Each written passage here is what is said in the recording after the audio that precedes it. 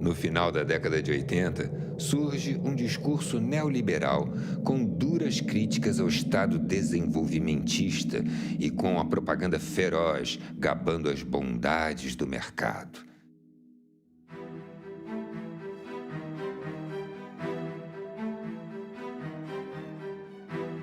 Um exemplo nesse sentido é o programa de privatizações das empresas públicas que, com diferentes ritmos, se impõe em todos os países latino-americanos.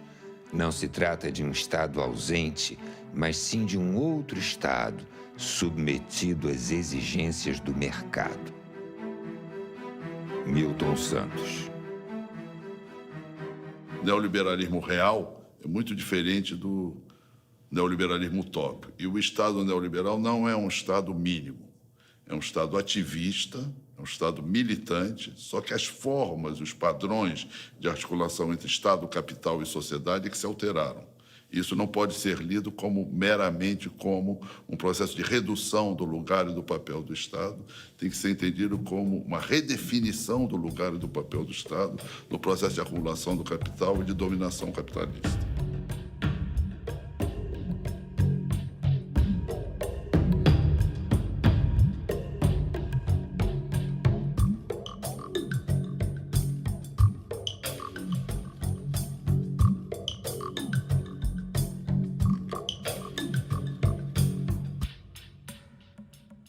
Fernando Collor e Fernando Henrique Cardoso, os Fernandos comprometem o Brasil num projeto de inserção na globalização mundial e, ao mesmo tempo, subpriorizando o desenvolvimento das forças produtivas internas.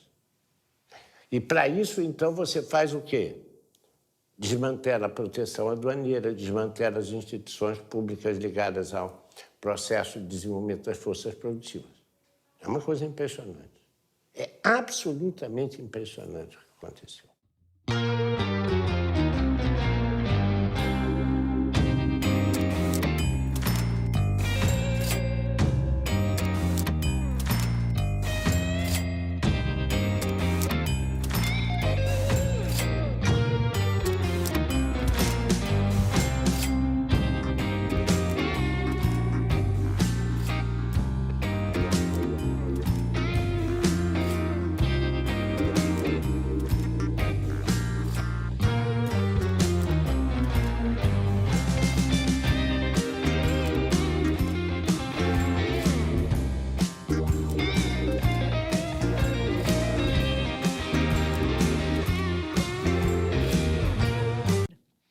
Lembra da época do Collor, que ele punha aquele elefante, era uma propaganda de que o Estado era um elefante pesado, perdulário, ineficiente, que gastava muito dinheiro, e a ideia era de que o mercado tinha solução para tudo. Já foi importante uma forte presença do Estado na economia.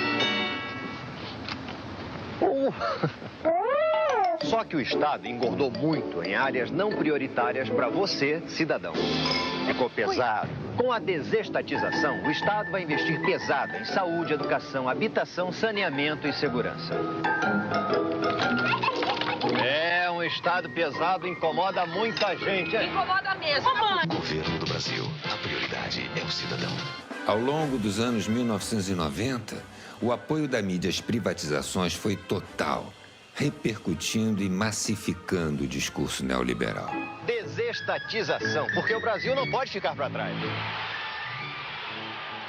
A mídia tem um papel fundamental nesse processo, né? Porque a mídia os meios de comunicação em geral, né? Lato sensu, né? Quer dizer, é televisão, é rádio, é cinema, é internet, tudo isso tem uma influência enorme para formar a opinião das pessoas, né? E a mídia, naquela época, teve um papel importante, inclusive no ataque àqueles economistas que alegavam que aquela política neoliberal seria prejudicial ao desenvolvimento brasileiro, chamando esses economistas de dinossauros.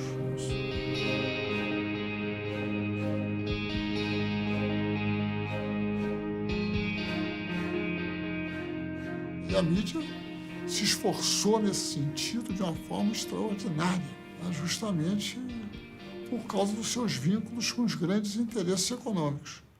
E os grandes interesses econômicos brasileiros hoje, no Brasil, instalados no Brasil, são multinacionais.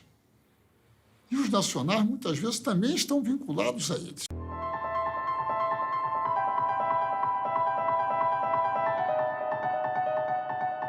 Foi um processo de desconstrução do Estado. Ele não foi uma reorganização, não houve um planejamento estratégico, na verdade foi uma interpretação de que o Estado era o problema do país. E a resolução desse problema passava pela destruição, pela desconstrução do Estado.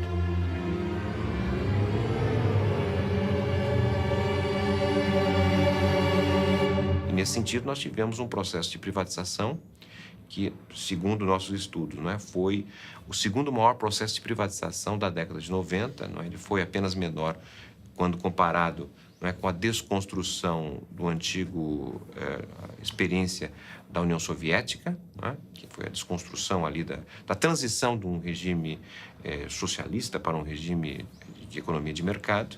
Então, a nossa desconstrução nos anos 90, que valeu a geração de receita de ao redor de 100 bilhões de dólares, que naquele momento, nos anos 90, equivaleu a cerca de 15% de todo o PIB, que foi transferido do setor público para o setor privado. E em grande parte dessa transferência significou um engrandecimento em termos de riqueza de determinadas famílias e grupos estrangeiros, sem a contrapartida, porque nós tivemos simultaneamente a essa privatização uma redução de 500 mil de postos de trabalho.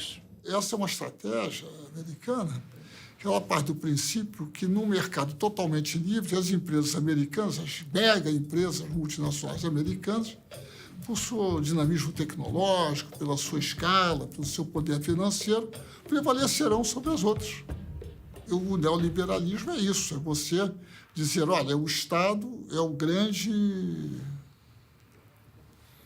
adversário da eficiência econômica. Então, é necessário reduzir o Estado ao mínimo. Aí vem as privatizações, né?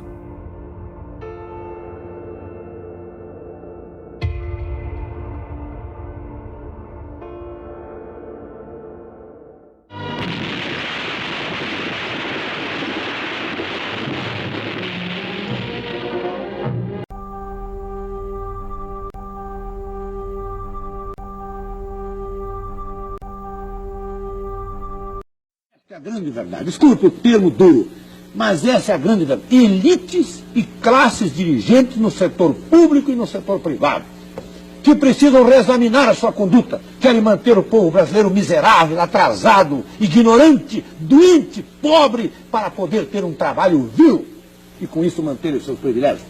Como essa de privatização, de cada vez mais liberdade, desse quadro, viu, de roubalheira internacional e nacional que existe sobre o nosso país. Está saneando, engordando as economias dos países ricos. Nós precisamos defender a economia nacional, essencialmente, defender a economia nacional, levar o padrão de vida do povo brasileiro, custe o que custar.